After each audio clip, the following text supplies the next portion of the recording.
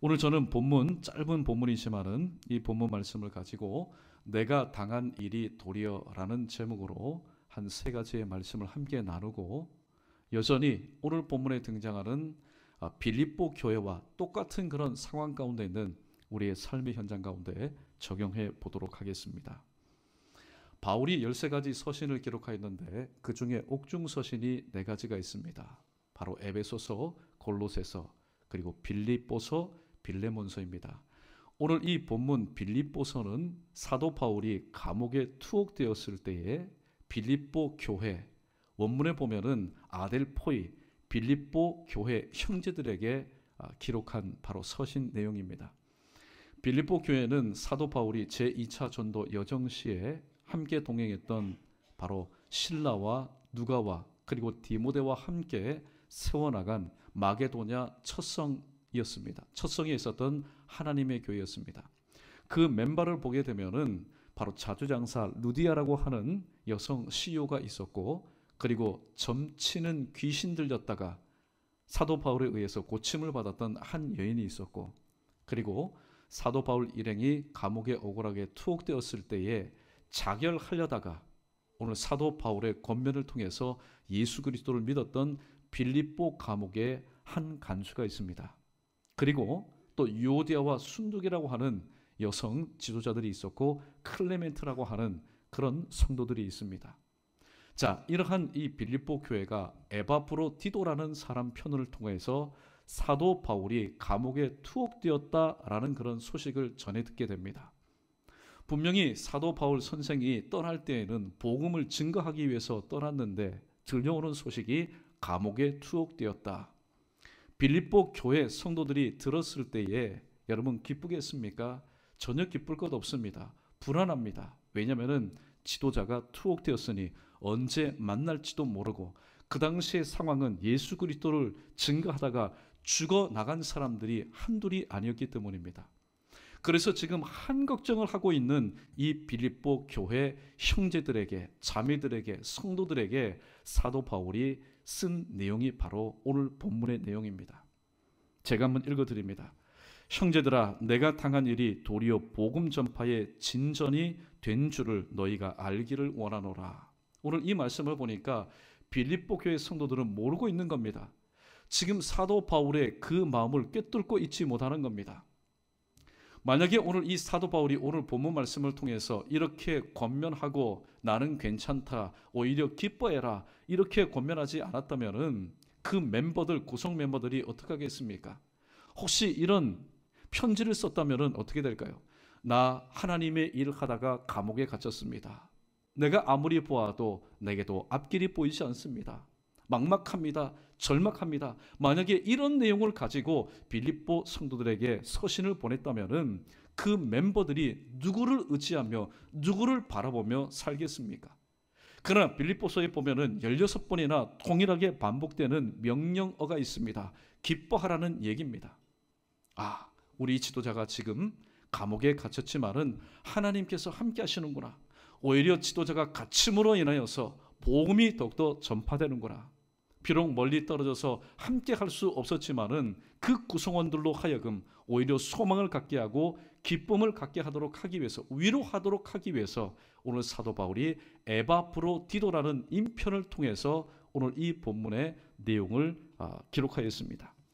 자, 오늘 본문 말씀을 통해서 우리에게 주시는 첫 번째 교훈입니다. 신앙생활 중 직면하는 매임과 갇힘과 막힘, 이것은 실패가 아니라는 사실을 오늘 성경은 우리에게 힘을 주어서 권면하고 있습니다. 바울은 복음을 전하는 자입니다. 복음을 전하는 자는 복음의 불모지로 가야 됩니다. 마태복음 28장 19절, 그러므로 너희는 가서 가야 됩니다. 멈춰 있어서는 안 됩니다. 그런데 오늘 사도 바울은 지금 감옥에 갇혀 있습니다.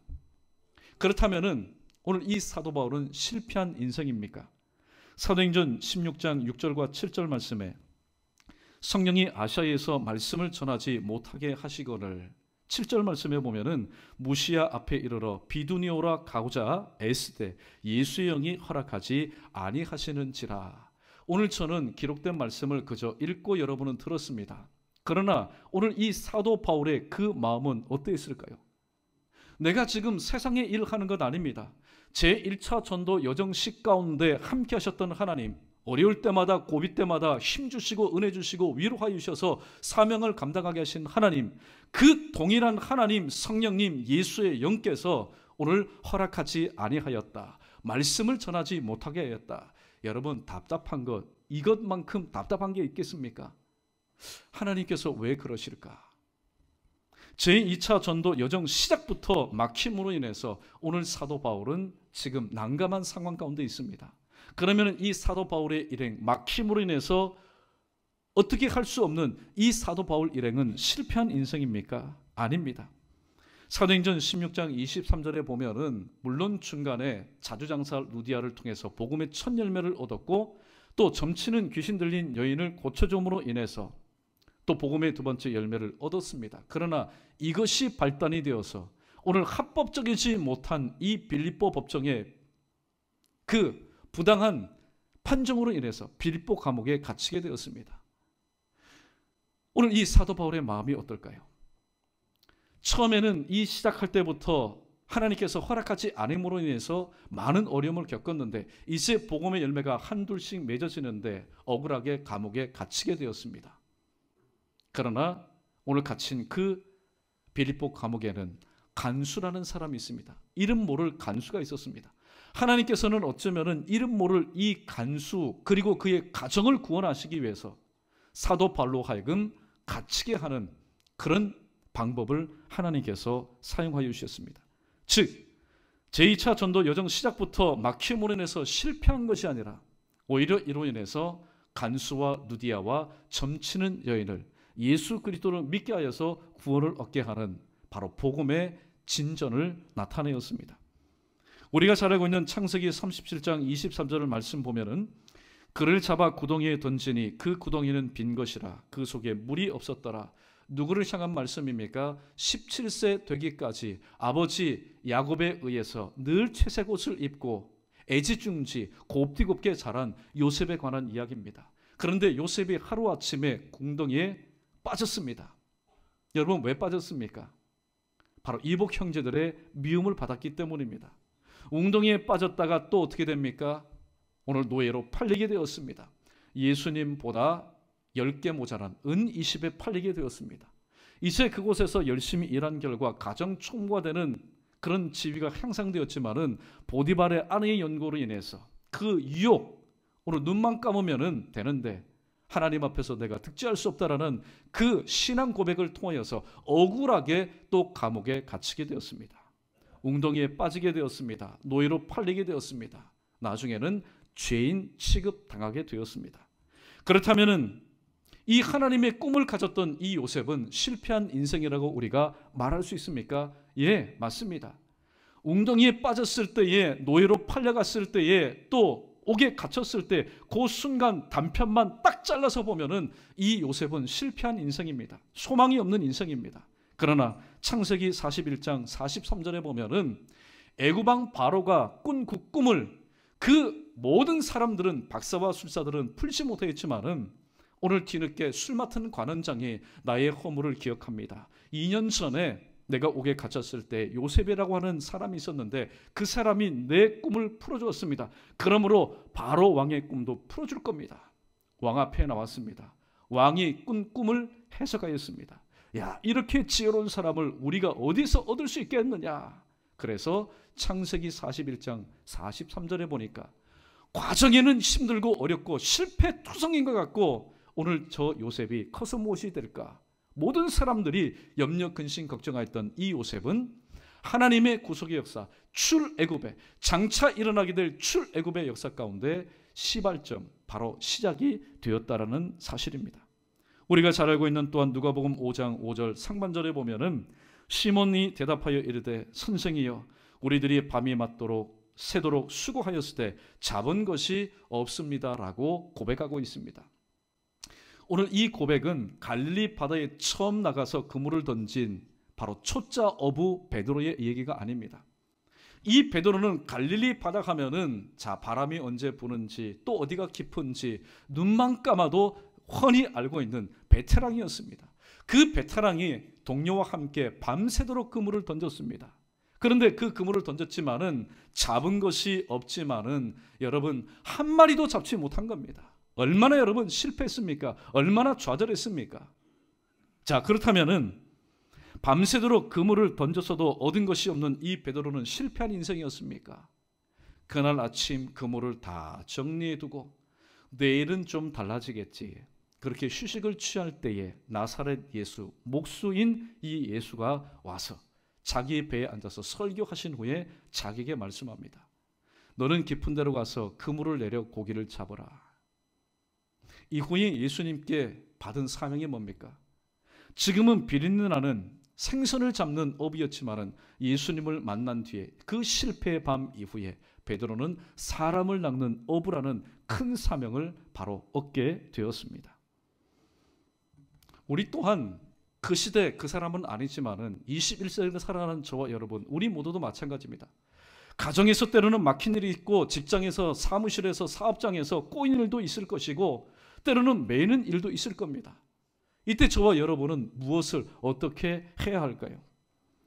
성경은 마태복음 7장 7절 말씀을 통해서 하나님의 뜻이 무엇인지를 구해야 된다라고 말씀합니다.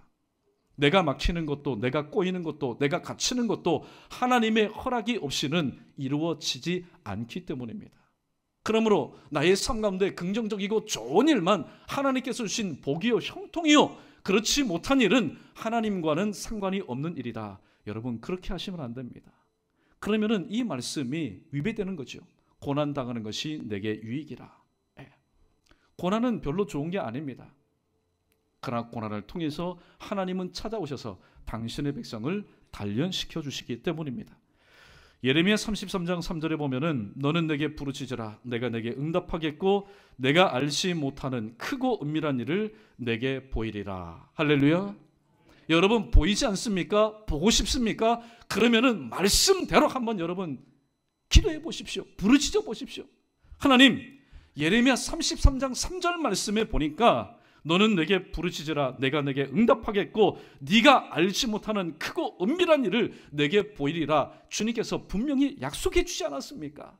하나님, 지금 보이지 않습니다. 그런데 보고 싶습니다. 하나님, 보여주십시오. 이사야 58장 9절 상반절에 보면은 또한 이런 말씀이 있습니다. 내가 부를 때에 나 여호와가 응답하겠고 내가 부르짖을 때에는 내가 여기 있다 하리라 라고 주님 말씀하셨습니다. 막히고 다치고 꼬일 때에 대번에 오는 감정이 뭘까요? 그건 두려움입니다. 과연 하나님은 나와 함께 하시는가? 과연 하나님은 지금 이 옥중에도 계시는가? 이 매임에도 계시는가? 이 갇힘에도 계시는가? 라는 두려움이 있습니다. 그때 이사야 58장 9절 상반절에 보니까 내게 부를 때 나 여호와가 응답하겠고 내가 부르짖을 때에 내가 여기 있다라고 하나님께서 말씀하신다고 우리에게 교훈해 줍니다. 여러분, 자녀에게 있어서 부모는 참 고마운 분 아닙니까? 자녀가 아무리 눈을 둘러봐도 부모는 없는 것 같습니다. 그러나 그 아이가 엉엉 울 때에, 목젖이 터지라고 울 때에 보이지 않았던 부모님은 대번에 그 자리에 와서 위로하고 또 보듬어 주는 것을 우리가 볼 때에 하나님과 우리와의 관계도 마찬가지라는 사실입니다. 모세는 홍해 앞에서 막혔습니다. 요셉은 노예로 팔리고 죄인의 신분으로 갇혔습니다. 바울 역시 선교의 길이 막히고 억울한 일로 인해서 옥에 갇혔습니다. 이들이 이때 할 수 있었던 동일한 일은 무엇이었을까요? 그것은 바로 하나님 앞에 구하는 것뿐이었습니다. 신앙생활 중에 매이고 갇히고 막히는 것은 실패가 아닙니다. 실패가 아닌 것은 우리는 매이고 갇히고 막혀 있는 그 와중에도 우리는 하나님을 찾으며 하나님 앞에 기도하기 때문입니다. 누가 진정한 실패자입니까? 실패하는 사람은 실망하지 절대로 하나님 앞에 기도하지 않습니다. 내가 지금 기도하고 있다면은 잠시 잠깐 실패한 것처럼 느껴진다 할지라도 하나님께서 실패한 인생이라고 마침표 짓지 않는 이상, 그리고 내가 하나님 앞에 기도하고 있는 이상 우리는 절대로 실패한 인생이 아니라는 사실을 다시 한번 여러분 의심 없이 믿으시고, 오늘 본문이 첫 번째 우리에게 주시는 말씀 붙잡고, 그래, 신앙생활 중에, 가정생활 중에, 학업생활 중에, 사회생활 중에, 직장생활 중에 내 삶이 막히고 다치고 꼬이는 모든 것은 실패가 아니고 하나님을 찾으라는 신호인 것을 다시 한번 기억하시고, 주님께서 말씀하신 것처럼 기도 외에는 이런 유가 나갈 수가 없다라고 오늘 주님은 기도의 특권, 하늘의 기도권을 가지고 있으면서도 그것을 사용하지 못하는 우리에게 친절하게 말씀하여 주셨습니다.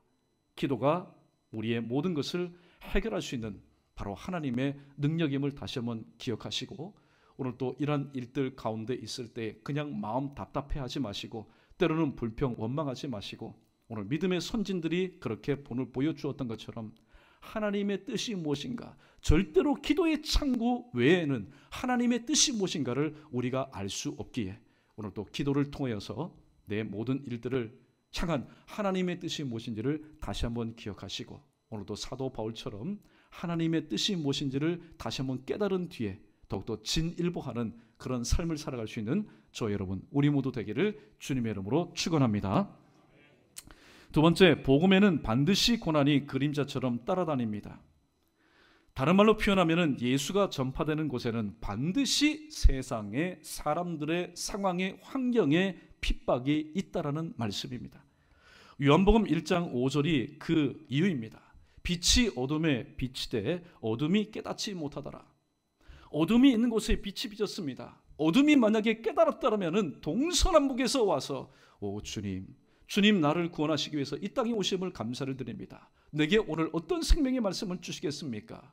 여러분, 그 지역뿐만 아니라 주변에 있는 지역, 나라와 민족들도 여러분 변했습니다. 그러나 예수님께서 오신 그곳에서 동족으로 인하여서 오늘 예수님은 끝까지 공생의 3년 동안 대접받기보다는 핍박받고 여러 가지 고난을 받으셨습니다. 왜냐하면 어둠이 깨닫지 못하였기 때문입니다. 디모데후서 3장 12절에 보면은 무릇 그리스도 예수 안에서 경건하게 살고자 하는 자는 박해를 받으리라 말씀합니다.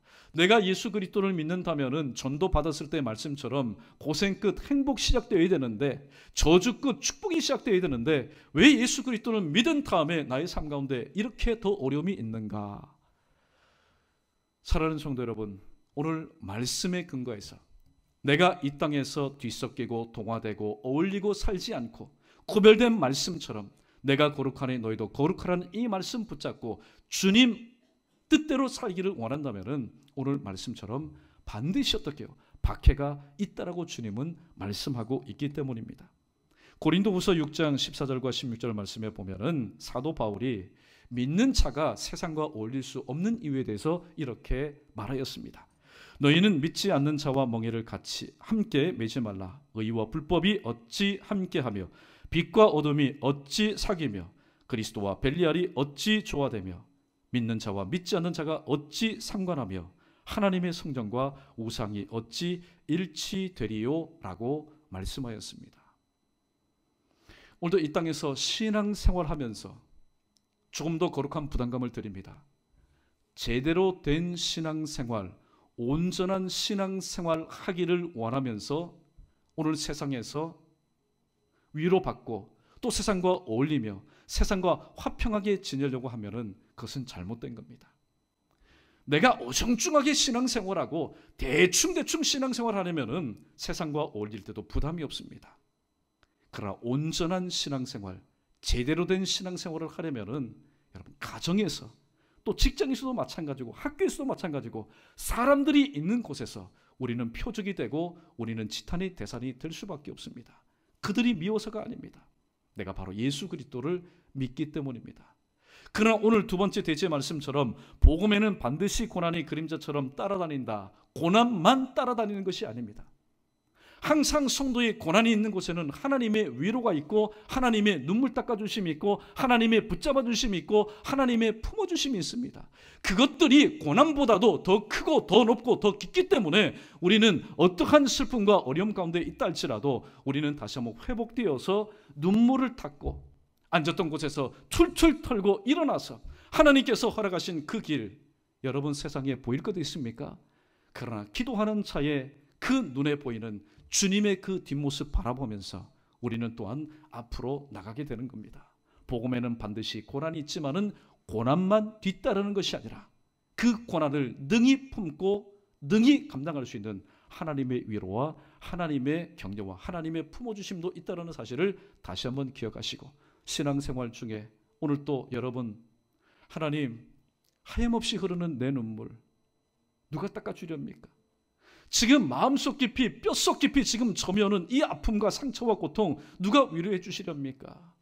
여러분, 우리가 말하지 않아도 우리가 복음을 위해서 신앙생활하다가 하나님의 일을 하다가 당한 이 모든 일은 하나님께서 아시고 하나님께서 붙잡아 주십니다. 그러므로 우리는 세 번째 대지의 말씀을 마음 가운데 꼭 되새길 필요가 있습니다. 세 번째 대지의 말씀 우리 함께 읽어보겠습니다. 시작. 복음을 위해 당한 일은 하나님이 책임져 주십니다. 할렐루야. 시편 34편 19절에 보면은 의인은 고난이 많으나 여호와께서 그의 모든 고난에서 건지시는도다라고 말씀하고 있습니다. 오늘 하나님의 부름을 받아서 하나님의 일을 하였던 이 다윗, 고난 이루 말할 수 없습니다. 이루 말할 수 없습니다. 양치기에서 왕의 부름을 받아서 또 음악하는 자로 또 왕의 사위가 되고 나중에는 왕이 되니까 야, 이제는 고난과 어려움이 없겠지, 나의 삶 가운데 형통과 좋음만 있겠지, 맑은 날만 있겠지. 그러나 그렇지 않았습니다. 오히려 목동 시절이 더 좋았습니다. 목동 시절이 더 좋았습니다. 목동 시절에는 최소한 자기 양떼를 해코지 않은 짐승들과 대적하기만 하면 되었기 때문입니다. 그런데 활동 범위가 점점 넓어지고 또 만나는 사람들이 더욱더 많아지다 보니까 이제는 환경도 사람도 모두가 바로 이 다윗에게는 고난의 재료가 될 수밖에 없었던 것입니다.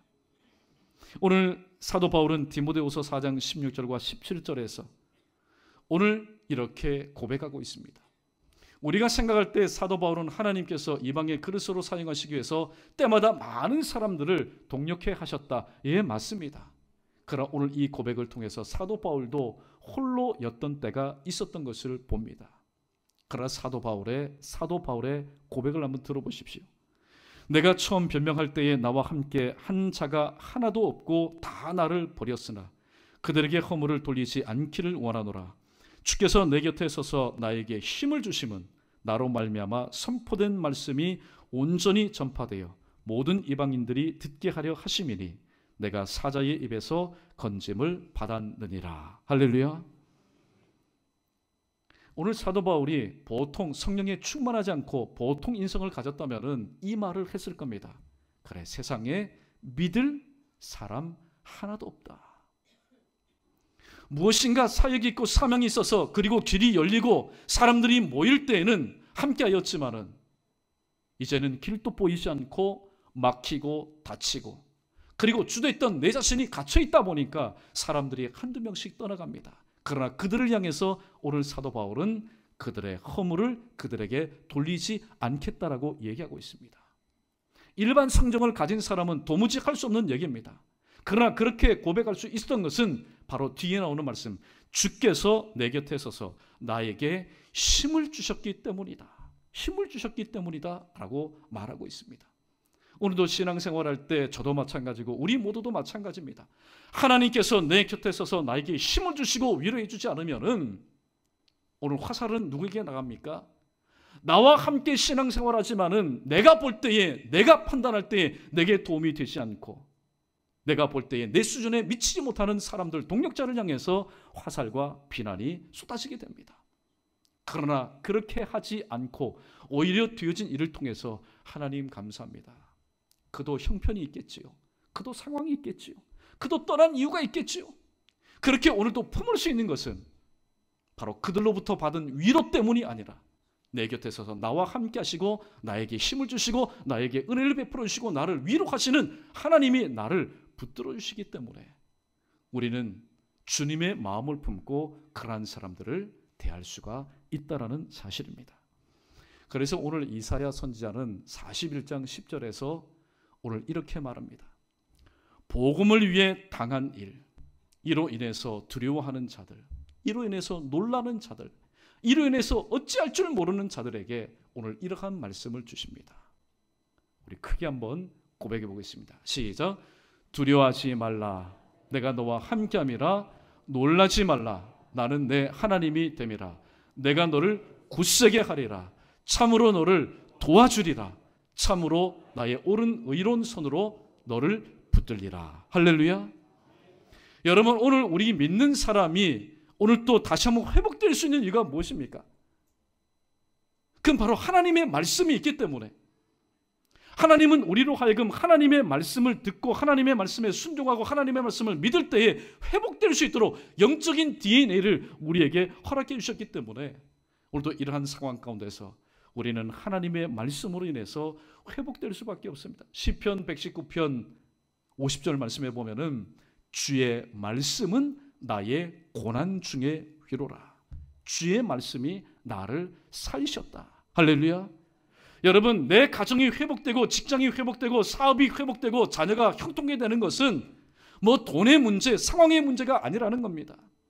주의 말씀이 나의 곤란 중에 위로라. 주의 말씀이 나를 살리셨는데 어떤 나를요? 그 주님의 말씀이 내게 주시는 말씀인 줄로 믿고 그 말씀대로 사는 바로 그 심령들을 바로 지켜주시기 때문입니다. 말씀을 정리하도록 하겠습니다.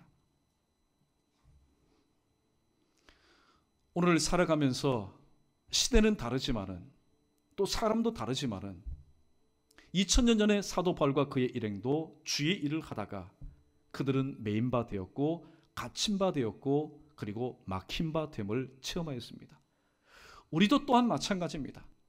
우리도 하나님의 일을 하다가 예수 그리스도를 믿는다는 이유로 인해서 나는 전혀 예상하지 않았고 계획하지 않았지만은 어느덧 나의 삶 가운데 막힘이라는 현실이, 닫힘이라는 현실이, 꼬임이라는 현실이, 매임이라는 현실이 나의 이야기가 될 수 있습니다. 이때 우리는 어떻게 해야 될까요? 이때 우리는 어떻게 해야 될까요? 신앙생활하는 중에 매임과 갇힘과 막힘은 절대로 실패가 아니다. 이 실패를 통해서 우리는 하나님 앞에 기도할 수 있기 때문에, 그러므로 하나님께서 나에게 매임이라는 고난, 갇힘이라는 고난, 막힘이라는 고난을 주시는 것은 그 고난을 기점으로 해서 하나님을 찾으라는 신호인 것을 우리는 기억해야 됩니다. 두 번째, 복음에는 항상 고난만 따르는 것이 아니라 그 고난을 충분히 감싸고 그 고난을 잊어버리고 그 고난을 능히 감당할 만한 하나님의 위로와 하나님의 격려와 하나님의 붙잡아 주심과 하나님의 품어주심이 있다는 사실. 그래서 오늘 사도 바울은 세 번째 대지의 말씀처럼 그래요. 오늘 하나님의 일을 하다가 되어진 이 모든 일은 하나님께서 책임져 주실 것이다. 하나님께서 책임져 주실 것이다. 그 믿음을 가지고 오늘 사도 바울은 자기 자신에게 단 하나밖에 붙어있지 않은 그 목숨까지로도 바로 주를 위해서 헌신하였던 것입니다. 사도행전 27장 6절에 보니까 배편이 하나 등장합니다. 알렉산드리아 호라는 배편이 등장하는데 이 배에 누가 승선을 했냐면은 그 배에 사도 바울이 승선을 했습니다. 그래서 혹 성경학자는 이렇게 말합니다. 사도 바울을 태우고 로마로 간 이 알렉산드리아 호는 유럽에다가 복음을 싣고 갔다라고 얘기합니다. 지금 이 알렉산드리아 호를 탄 이 사도 바울은 그저 요즘처럼 크루즈 여행을 하는 그런 신세가 아닙니다. 쇠사슬에 묶여서 매인바 되어서 지금 로마로 호송 중에 있습니다. 그러나 오늘 1장 12절 말씀처럼 형제들아 내가 당한 일이 도리어 복음 전파의 진전이 된 줄을 너희가 알기를 원하노라. 왜냐하면 오늘 사도 바울이 죄수가 되어서 메인바 되지 않고 만약에 팔레스타인 지방에 있었다면 그 아시아 지방만큼만 복음이 증거됐을 겁니다. 그러나 그가 로마에 압송당함으로 인해서 바로 복음이 전 유럽으로 확장되는 복음 전파의 진전을 이루게 되었다라고 말씀하고 있습니다. 그러므로 빌립보 교회들아, 내가 지금 옥에 갇혀 있음으로 인해서, 내가 지금 쇠사슬에 매임으로 해서 너희가 슬퍼하지 말아라. 오히려 기뻐해라. 오히려 기뻐해라. 왜요?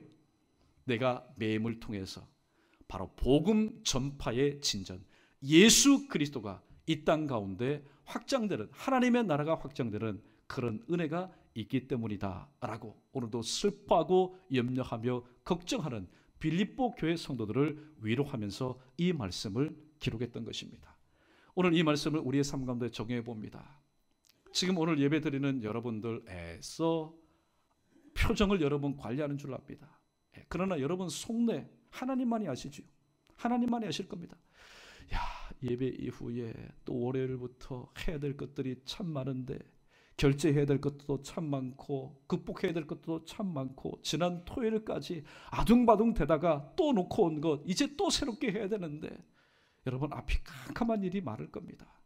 그럼에도 불구하고 내가 신앙생활 하다가 당한 모든 일은 바로 하나님께서 책임져 주실 것이라는 이러한 영적인 배짱, 확신, 믿음을 가지시고, 여호와는 나의 목자시니, 여호와는 나의 목자시니, 내가 지금 어떠한 상황, 어떠한 형편이 있다 할지라도 내게는 부족함이 없으리로다. 그런 신앙 고백을 가지고 하나님 허락하신 이번 한 주간 동안도 하나님의 찾아내는 그 권세 가지고 오늘도 하나님 앞에 기도함으로 인하여서 오늘도 허락하신 이번 한 주간의 삶을 믿음으로 승리하며 살아갈 수 있는 저와 여러분 우리 모두 되기를 주님의 이름으로 축원합니다.